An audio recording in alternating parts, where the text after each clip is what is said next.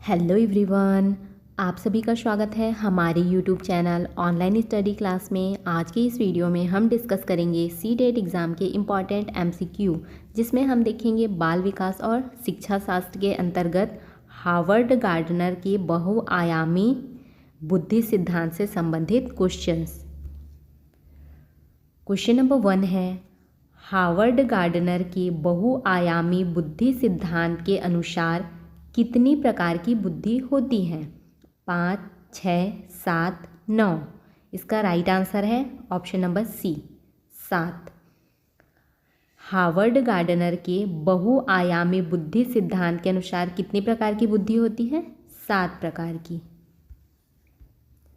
Question number 2 है, शारीरिक kinaesthetic बुद्धि से संबंधित व्यक्तित्व में कौन सी विशेषता होती है? शारीरिक क्रियाओं का कौशल, संगीत और लय की समझ, तार्किक सोच, कला और चित्रकला की समझ। इसका राइट आंसर है ऑप्शन नंबर ए, शारीरिक क्रियाओं का कौशल। शारीरिक काइनेस्थेटिक बुद्धि से संबंधित व्यक्तित्व में कौन सी विशेषता होती है? शारीरिक क्रियाओं का कौशल। क्वेश्चन नंबर 3 है, लिंग्विस्टिक बुद्धि से कौन सा कौशल जुड़ा होता है? संगीत की रचनात्मकता, शारीरिक गतिविधियों की समझ, भाषा का ज्ञान और अभिव्यक्ति, तार्किक सोच। इसका राइट आंसर है ऑप्शन नंबर सी, भाषा का ज्ञान और अभिव्यक्ति। लिंग्विस्टिक बुद्धि से कौन सा कौशल जुड़ा होता है? भाषा का ज्ञान और अभिव्यक्ति। क्वेश्चन नंबर 4 है, जो व्यक्ति या विद्यार्थी किसी भी चीज़ को आसानी से शारीरिक रूप से समझ सकता है, वह किस प्रकार की बुद्धि से संपन्न होता है? अंतरतरंग बुद्धि, शारीरिक काइनेस्थेटिक बुद्धि, लिंग्विस्टिक बुद्धि या फिर तार्किक गणनात्मक बुद्धि। इसका राइट आंसर है ऑप्शन नंबर बी, शारीरिक काइनेस्थेटिक बुद्धि। जो व्यक्ति या विद्यार्थी किसी भी चीज़ को आसानी से शारीरिक रूप से समझ सकता है, वह किस प्रकार की बुद्धि से संपन्न होता है? शारीरिक काइनेस्थेटिक बुद्धि से। क्वेश्चन नंबर 5 है, संगीत बुद्धि के अंतर्गत कौन सी विशेषताएं आती हैं? लय और स्वर की समझ, साहित्यिक कौशल, शारीरिक क्रियाओं की समझ, गणनात्मक सोच। इसका राइट आंसर है ऑप्शन नंबर ए, लय और स्वर की समझ। संगीत बुद्धि के अंतर्गत कौन सी विशेषताएं आती हैं? लय और स्वर की समझ।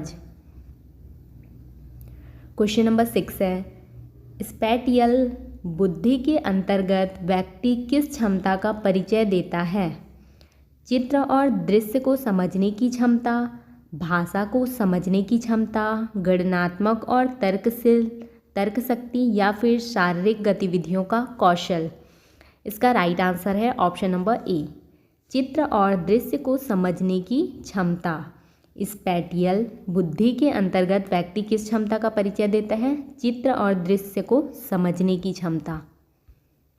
क्वेश्चन नंबर 7 है, इंट्रोवर्ट व्यक्ति को किस प्रकार की बुद्धि में माहिर माना जा सकता है? इंटरपर्सनल, इंट्रापर्सनल, शारीरिक काइनेस्थेटिक या फिर तार्किक गणनात्मक। इसका राइट आंसर है option number B, intrapersonal. Introvert व्यक्ति किस प्रकार की बुद्धि में माहिर माना जा सकता है? इंट्रापर्सनल। क्वेश्चन नंबर 8 है, इंटरपर्सनल बुद्धि का प्रमुख तत्व क्या है? स्वयं से संवाद, दूसरों के साथ संवाद और समझ, संगीत में रुचि, चित्रकला में रुचि। इसका राइट आंसर है ऑप्शन नंबर बी, दूसरों के साथ संवाद और समझ।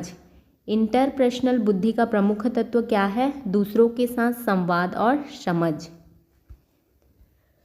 क्वेश्चन नंबर 9 है, जो व्यक्ति दूसरों के विचारों, भावनाओं और इरादों को समझने में सक्षम होता है, वह किस प्रकार की बुद्धि से संपन्न होता है? शारीरिक काइनेस्थेटिक, तार्किक गणनात्मक, इंटरपर्सनल या फिर इंट्रापर्सनल। इसका राइट आंसर है ऑप्शन नंबर सी, इंटरपर्सनल। जो व्यक्ति दूसरों के विचारों, भावनाओं और इरादों को समझने में सक्षम होता है, वह किस प्रकार की बुद्धि से संपन्न होता है? इंटरपर्सनल। क्वेश्चन नंबर 10 है, तार्किक गणनात्मक बुद्धि का संबंध किससे होता है? गणना, तर्क और समस्या हल करने की क्षमता, संगीत की रचनात्मकता, शारीरिक दक्षता या फिर भावनाओं का समावेश। इसका राइट आंसर है ऑप्शन नंबर ए, गणना, तर्क और समस्या हल करने की क्षमता। तार्किक गणनात्मक बुद्धि का संबंध किससे होता है? गणना, तर्क और समस्या हल करने की क्षमता से।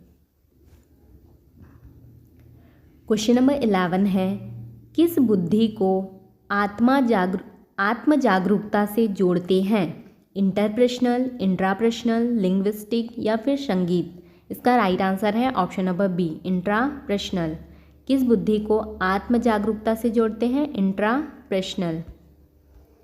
क्वेश्चन नंबर 12 है, हार्वर्ड गार्डनर ने किस वर्ष बहुआयामी बुद्धि सिद्धांत को प्रस्तुत किया? 1983, 1980, 1990 या फिर 1995? इसका राइट आंसर है option number A, 1983। Harvard gardener ने किस वर्ष बहुआयामी बुद्धि सिद्धांत को प्रस्तुत किया? 1983 में। क्वेश्चन नंबर 13 है, किस बुद्धि के अंतर्गत एक व्यक्ति की कला और चित्रकला में रुचि आती है? शारीरिक काइनेस्थेटिक, स्पैटियल, तार्किक गणनात्मक, लिंग्विस्टिक? इसका राइट आंसर है ऑप्शन नंबर बी, स्पैटियल। किस बुद्धि के अंतर्गत एक व्यक्ति की कला और चित्रकला में रुचि आती है? स्पैटियल। क्वेश्चन नंबर 14 है, किस प्रकार की बुद्धि में एक व्यक्ति के पास समस्याओं को समझने और समाधान करने की अद्भुत क्षमता होती है? तार्किक गणनात्मक बुद्धि, शारीरिक काइनेस्थेटिक बुद्धि, इंटरपर्सनल बुद्धि, संगीत बुद्धि? इसका राइट आंसर है ऑप्शन नंबर ए, तार्किक गणनात्मक बुद्धि। किस प्रकार की बुद्धि में एक व्यक्ति के पास समस्याओं को समझने और समाधान करने की अद्भुत क्षमता होती है? तार्किक गणनात्मक बुद्धि। क्वेश्चन नंबर 15 है, इंट्रापर्सनल बुद्धि के अंतर्गत क्या आता है? अन्य लोगों के साथ काम करने की क्षमता, अपनी भावनाओं और विचारों को समझने की क्षमता, संगीत और कला के प्रति रुचि या फिर गणनात्मक सोच? इसका राइट आंसर है ऑप्शन नंबर बी, अपनी भावनाओं और विचारों को समझने की क्षमता। इंट्रापर्सनल बुद्धि के अंतर्गत क्या आता है? अपनी भावनाओं और विचारों को समझने की क्षमता। क्वेश्चन नंबर 16 है, जिस व्यक्ति के पास गणना और तर्क करने की बेहतर क्षमता होती है उसे किस प्रकार की बुद्धि से संबंधित माना जा सकता है? शारीरिक काइनेस्थेटिक, तार्किक गणनात्मक, लिंग्विस्टिक या फिर स्पैटियल? इसका राइट आंसर है ऑप्शन नंबर बी, तार्किक गणनात्मक। जिस व्यक्ति के पास गणना और तर्क करने की बेहतर क्षमता होती है उसे किस प्रकार की बुद्धि से संबंधित माना जाता है? तार्किक गणनात्मक। क्वेश्चन नंबर 17 है, किस प्रकार की बुद्धि में उत्कृष्टता रखने वाला व्यक्ति दृश्य कल्पना और रूपों को समझने में माहिर होता है? शारीरिक काइनेस्थेटिक, स्पैटियल, लिंग्विस्टिक, तार्किक? इसका राइट आंसर है ऑप्शन नंबर बी, स्पैटियल। किस प्रकार की बुद्धि में उत्कृष्टता रखने वाला व्यक्ति दृश्य कल्पना और रूपों को समझने में माहिर होता है? स्पैटियल। क्वेश्चन नंबर 18 है, संगीत बुद्धि के अंतर्गत व्यक्ति के पास क्या क्षमता होनी चाहिए? गाने, संगीत और ध्वनियों की समझ, शब्दों को समझने की क्षमता, शारीरिक गतिविधियों का कौशल, तर्क शक्ति? इसका राइट आंसर है ऑप्शन नंबर ए, गाने, संगीत और ध्वनियों की समझ। संगीत बुद्धि के अंतर्गत व्यक्ति के पास क्या क्षमता होनी चाहिए? गाने, संगीत और ध्वनियों की समझ होनी चाहिए। क्वेश्चन नंबर 19 है, इंट्रापर्सनल बुद्धि का प्रमुख तत्व क्या है? स्वयं के विचारों और भावनाओं को समझना, दूसरों के साथ संबंध स्थापित करना, शारीरिक गतिविधियों की क्षमता या फिर गणना और तर्क? इसका राइट आंसर है ऑप्शन नंबर ए, स्वयं के विचारों और भावनाओं को समझना। इंट्रापर्सनल बुद्धि का प्रमुख तत्व क्या है? स्वयं के विचारों और भावनाओं को समझना। क्वेश्चन नंबर 20 है, किस प्रकार की बुद्धि के अंतर्गत एक व्यक्ति की शारीरिक गतिविधियों में दक्षता और कौशल होता है? शारीरिक काइनेस्थेटिक बुद्धि, इंटरपर्सनल बुद्धि, लिंग्विस्टिक बुद्धि, स्पैटियल बुद्धि। इसका राइट आंसर है ऑप्शन नंबर ए, शारीरिक काइनेस्थेटिक बुद्धि। किस प्रकार की बुद्धि के अंतर्गत एक व्यक्ति की शारीरिक गतिविधियों की दक्षता और कौशल होता है? शारीरिक काइनेस्थेटिक बुद्धि। क्वेश्चन नंबर 21 है, किस प्रकार की बुद्धि में एक व्यक्ति को दूसरों के विचारों, भावनाओं और उद्देश्यों को समझने में मदद मिलती है? इंटरपर्सनल बुद्धि, इंट्रापर्सनल बुद्धि, शारीरिक काइनेस्थेटिक बुद्धि या फिर लिंग्विस्टिक बुद्धि। इसका राइट आंसर है ऑप्शन नंबर ए, इंटरपर्सनल बुद्धि। किस प्रकार की बुद्धि में एक व्यक्ति को दूसरों के विचारों, भावनाओं और उद्देश्यों को समझने में मदद मिलती है? इंटरपर्सनल बुद्धि। क्वेश्चन नंबर 22 है, किस बुद्धि के अंतर्गत एक व्यक्ति को विशेष रूप से रंगों, रूपों और स्थानों की समझ होती है? स्पैटियल बुद्धि, तार्किक गणनात्मक बुद्धि, संगीत बुद्धि, शारीरिक काइनेस्थेटिक बुद्धि। इसका राइट आंसर है ऑप्शन नंबर ए, स्पैटियल बुद्धि। किस बुद्धि के अंतर्गत एक व्यक्ति को विशेष रूप से रंगों, रूपों और स्थानों की समझ होती है? स्पैटियल बुद्धि के अंतर्गत। क्वेश्चन नंबर 23 है, जो व्यक्ति सोचने और समझने में तार्किक तरीके से सक्षम होता है उसे किस प्रकार की बुद्धि से संबंधित माना जाता है? शारीरिक काइनेस्थेटिक, तार्किक गणनात्मक, स्पैटियल, लिंग्विस्टिक। इसका राइट आंसर है ऑप्शन नंबर बी, तार्किक गणनात्मक। जो व्यक्ति सोचने और समझने में तार्किक तरीके से सक्षम होता है उसे किस प्रकार की बुद्धि से संबंधित माना जाता है? तार्किक गणनात्मक। क्वेश्चन नंबर 24 है, काइनेस्थेटिक बुद्धि का क्या अर्थ है? मानसिक गणना की क्षमता, शारीरिक गतिविधियों और कौशल की क्षमता, शब्दों और भाषाओं का प्रयोग, संगीत और ध्वनियों की समझ। इसका राइट आंसर है ऑप्शन नंबर बी, शारीरिक गतिविधियों और कौशल की क्षमता। काइनेस्थेटिक बुद्धि का क्या अर्थ है? शारीरिक गतिविधियों और कौशल की क्षमता। क्वेश्चन नंबर 25 है, संगीत बुद्धि के उच्च स्तर पर कौन सी क्षमताएं होती हैं?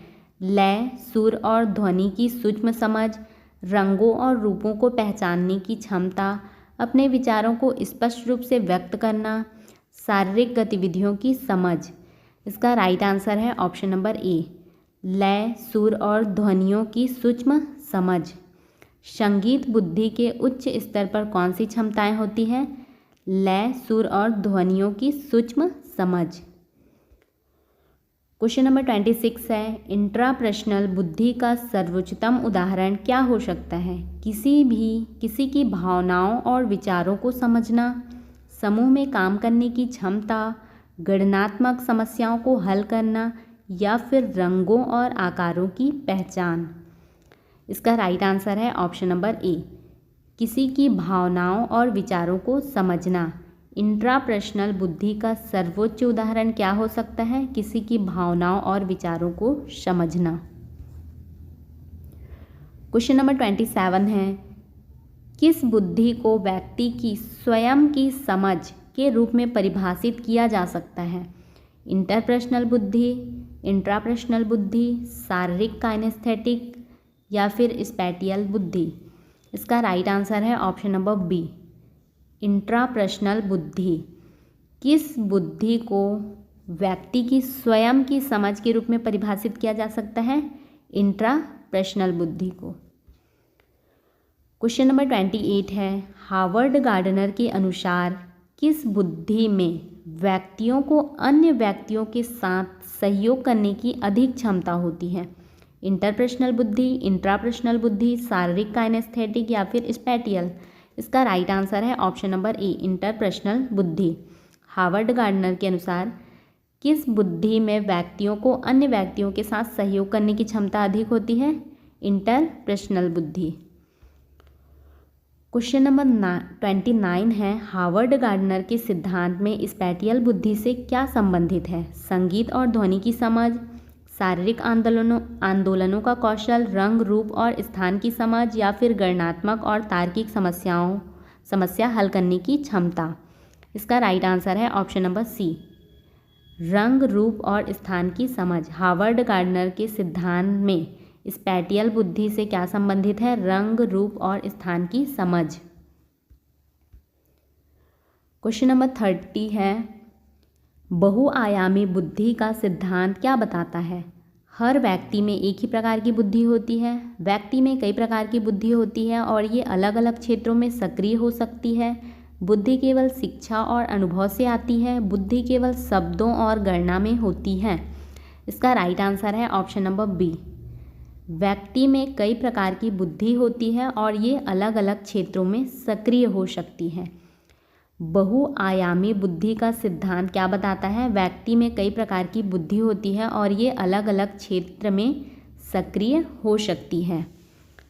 यदि आपको हमारी यह वीडियो हेल्पफुल लगी हो तो वीडियो को लाइक करें, चैनल को सब्सक्राइब करें एंड अपने दोस्तों के साथ शेयर करें।